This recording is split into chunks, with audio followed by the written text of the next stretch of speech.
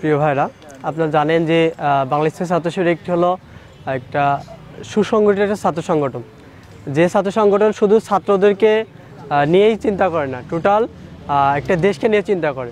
আর তারই ধারাবাহিকতায় বাংলাদেশ ছাত্র শিবিরের কেন্দ্র ঘোষিত একটা সিদ্ধান্ত ছিল যে আমাদের প্রত্যেকটা সরকারি কলেজগুলোতে ছাত্র শিবিরের প্রকাশনা উৎসব চলবে।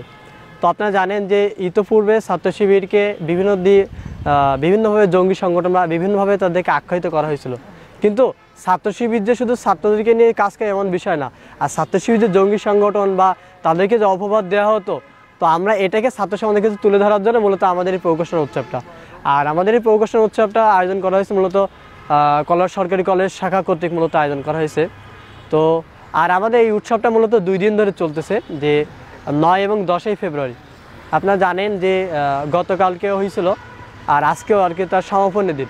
আজকে এই প্রকাশনা উৎসবের সমাপনী দিন, এবং আজকে বিশেষ আকর্ষণ হিসেবে থাকছে যে আমাদের সাংস্কৃতিক সন্ধ্যা। মাগরিবের পর থেকে আমাদের সাংস্কৃতিক সন্ধ্যা শুরু হবে। এই জায়গায় ইসলামিক সহ আরও অন্য বিষয় আমাদের হবে।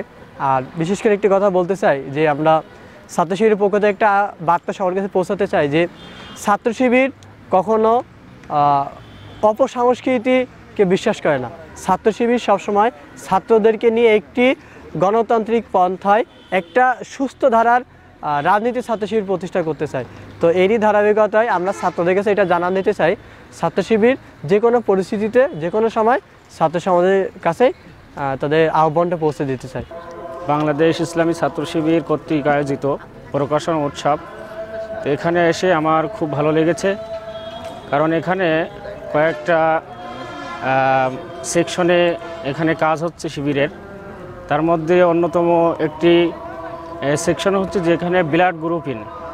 এখানে সকল জনশক্তি বা সাধারণ মানুষদেরকে এখানে যাদের ব্লাড গ্রুপিং করা নেই, এটা এখানে ফ্রিতে করে দেওয়া হচ্ছে। এটা ছাত্র শিবিরের অন্যতম একটি আয়োজন।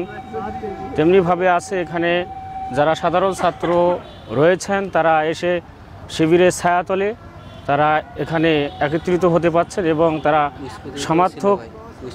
সমার্থক ফরম তারা এখানে সংগ্রহ করতে পারছে। কলোরা সরকারি কলেজ শাখা কর্তৃক আয়োজিত আজকের এই প্রকাশনা উৎসবে এসে বিভিন্ন স্টল পরিদর্শন করে আমার কাছে যেটা সবচাইতে বেশি পছন্দনীয়, তার ভিতরে অন্যতম বইগুলো হচ্ছে মানবদেহ স্রষ্টার সুনিপুণ সৃষ্টি। এই বইটা আমি এদের মাধ্যমে গ্রহণ করেছি। তার ভিতরে আরেকটা অন্যতম বই হচ্ছে তরুণ তোমার জন্য।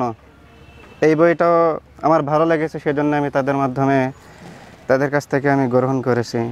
আর একটা বই গ্রহণ করেছি, জীবন বদলে যাবে, মোহাম্মদ ইয়াসিন আরাফাতের লেখা। বইটা অনেক ভালো লেগেছে।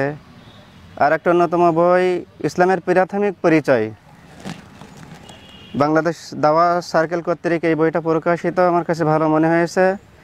আর একটা বই সবচাইতে বেশি আমাকে মন কেড়েছে, সেটা হচ্ছে বেলা ফোরাবার আগে, আরিফ আজাদের লেখা। এই বইটি 2য় পাঠ। এর 2টা পাঠে আপাতত সমাপ্ত, প্রথম এবং দ্বিতীয়, এই 2টা আমি গ্রহণ করেছি।